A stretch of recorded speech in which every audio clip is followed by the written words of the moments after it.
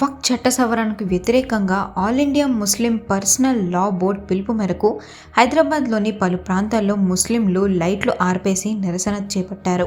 15 నిమిషాల పాటు పాతబస్తీ, చార్మినార్, చంద్రాయన్గుట్ట, యాకుత్పుర, బహదూర్పుర తదితర ప్రాంతాల్లో రాత్రి 9 గంటల నుండి 9 గంటల 15 నిమిషాల వరకు లైట్లు ఆపి నిరసన తెలిపారు.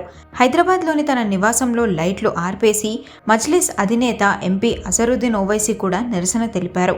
ఈ చట్టం వక్ఫ్ బోర్డును నాశనం చేస్తుందనే సందేశాన్ని మోడీ ప్రభుత్వానికి పంపడమే ఈ నిరసన ముఖ్య ఉద్దేశమని అసదుద్దీన్ ఓవైసీ తెలిపారు. ఈ చట్టం రాజ్యాంగ విరుద్ధమని, వివిధ నిబంధనలను ఉల్లంఘిస్తుందని ఆయన ఆరోపించారు. आज all India Muslim personal law board की जानिब से जो प्रोटेस्ट कॉल दिया गया था बत्ती गुल का, वो बहुत कामयाब रहा। गैर मामूली उसका स्पॉन्टेनियस रिएक्शन रहा और ख़ास तौर से तेलंगाना, हैदराबाद और कर्नाटका से जो अभी तक हमारे पास रिपोर्ट्स आ रहे हैं, पूरे लोगों ने बिला लिहाज मज़हब मिल्लत इसका साथ दिया है। मैं उनका शुक्रिया अदा करता हूं। और इस प्रोटेस्ट करने का एक ही मकसद है कि हम नरेंद्र मोदी गवर्नमेंट को ये पैगाम देना चाहते हैं, ये मैसेज देना चाहते हैं कि आपने जो वक्फ अमेंडमेंट एक्ट 2025 बनाया है वो वक्फ बोर्ड के मफाद में नहीं है। वो वक्फ बोर्ड को बर्बाद करता है, वक्फ की प्रॉपर्टीज़ को ख़त्म करता है और ना उससे कोई रेवेन्यू में इजाफा होने वाला है। तो ये हमारा प्रोटेस्ट इसीलिए था और क्योंकि जो कानून बनाया गया वो अनकॉन्स्टिट्यूशनल है। हमारे संविधान के फंडामेंटल राइट्स के आर्टिकल 14, 15, 25, 26 और 29 का ग्रेव वायलेशन है। इसीलिए ये प्रोटेस्ट कॉल दिया गया है। आइंदा 1-2 हफ्ते के बाद ह्यूमन चेन का भी प्रोटेस्ट होगा, राउंड टेबल कॉन्फ्रेंस होंगी। तो ये हमारा प्रोटेस्ट उस वक्त तक चलता रहेगा जब तक नरेंद्र मोदी की हुकूमत इस बिल को वापस नहीं लेगी। मैं आप तमाम का शुक्रिया अदा करता हूं जिन्होंने इस बत्ती गुल प्रोग्राम में हिस्सा लिया। जिस तरह का ये बत्ती गुल कार्यक्रम या प्रोग्राम की जब बात करते हैं तो आपको क्या लगता है कि इस तरह के प्रोग्राम से क्या संदेश या क्या असर हो सकता है? नहीं, ये देखिए, ये स्पॉन्टेनियसली जनता ने 15 मिनट के लिए अपने घर की लाइट को बंद किया, अपने कमर्शियल एस्टेब्लिशमेंट्स की लाइट को बंद किया और एक मैसेज हम देना चाह रहे हैं प्रधानमंत्री नरेंद्र मोदी को कि आपने जो कानून बनाया वो अनकॉन्स्टिट्यूशनल है, वो ब्लैक लॉ है, वो वक्फ प्रॉपर्टीज को बचाने के लिए नहीं, वक्फ प्रॉपर्टीज को बर्बाद करने के लिए। और एक ऐसा एक्ट आपने बनाया जो भारत के मुसलमानों की मस्जिदों को, कब्रस्तानों को, वक्फ की प्रॉपर्टीज को उनसे छीनने का एक एक्ट बनाया आपने। जिस तरह का भी माहौल बना हुआ है देश में, आतंकवादी जो घटना हुई है, आपने भी उसको कंडेम किया है, लेकिन ऐसे हालात में आपको लगता है कि देश में अगर अंदरूनी तौर पर इस तरीके से विरोध होगा? नहीं, देखिए, जहां तक पहलगाम में जो हुआ है उसको तो हम आउटराइटली कंडेम कर रहे हैं और करते रहेंगे।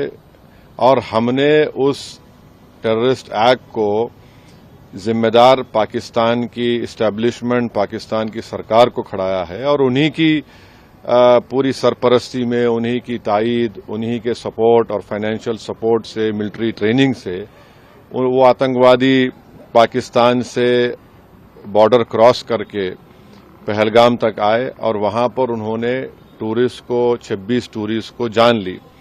और सबसे अफसोसनाक और सबसे तकलीफदेह बात यह है कि उन्होंने उनकी फैमिलीज के सामने खवातीन को, महिलाओं को, बच्चों को अलग किया और मर्द लोगों को एक जगह खड़ा करके उनका रिलीजन पूछकर जो हिंदू थे उनको गोली मारी।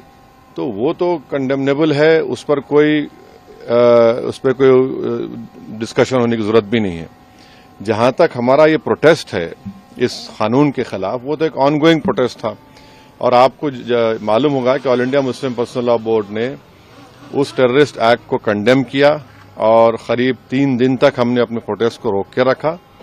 तो ये पहले से तयशुदा प्रोग्राम है। जहां तक देश की अखंडता, देश की इंटीग्रिटी की बात आएगी उसमें तो कोई कॉम्प्रोमाइज नहीं हो सकता। सर, आज की सबसे बड़ी खबर cash census, national cash census, इस पर आपका क्या कहना है? आपने धन्यवाद भी दिया है, एक तरफ क्रेडिट लेने की बात हो रही है, एक तरफ बीजेपी कह रही है कि तो मैं आपसे रिक्वेस्ट करूंगा, कल सुबह बात करेंगे ना, अपन आराम से बात करेंगे। ठीक है सर, आपका रोड मैप क्या रहेगा आगे के लिए? अब जो all India Muslim personal law board का प्रोग्राम है कि नेक्स्ट मंथ मई में ऐसे ही एक टाइम पर दिन में एक ह्यूमन चेन बनाई जाएगी इस वक्फ अमेंडमेंट एक्ट के खिलाफ, और फिर राउंड टेबल कॉन्फ्रेंसेस भी होंगी। तो बकरीद से पहले 6 जून तक ये प्रोटेस्ट प्रोग्राम चलेगा। बाद का program all India Muslim personal law board तय करेगी। कांग्रेस अपनी तरफ से जो है आंदोलन कर रही है, प्रोटेस्ट कर रही है, तो क्या एमआईएम क्या आंदोलन कर रही है? जैसे वो इंदिरा पार्क में भी एक प्रोटेस्ट करना चाह रहे थे, और उसके किस अलावा बारे में? इसी को लेकर तो अब हर एक कर सकता क्या है। एमआईएम भी ऐसा कुछ प्लान कर रही है? नहीं, देखिए, हमारा जो प्रोटेस्ट प्रोग्राम है, हम all India Muslim personal law board के ही उनके इंस्ट्रक्शंस पर उनके साथ हम प्रोग्राम कर रहे हैं। जेएसी जॉइंट एक्शन कमेटी और नहीं, हर कोई प्रोटेस्ट कर सकता है, इसमें क्या, उसमें कोई दो राय नहीं। मगर हमारी पार्टी ने फैसला किया कि हम under the umbrella of all India Muslim personal law board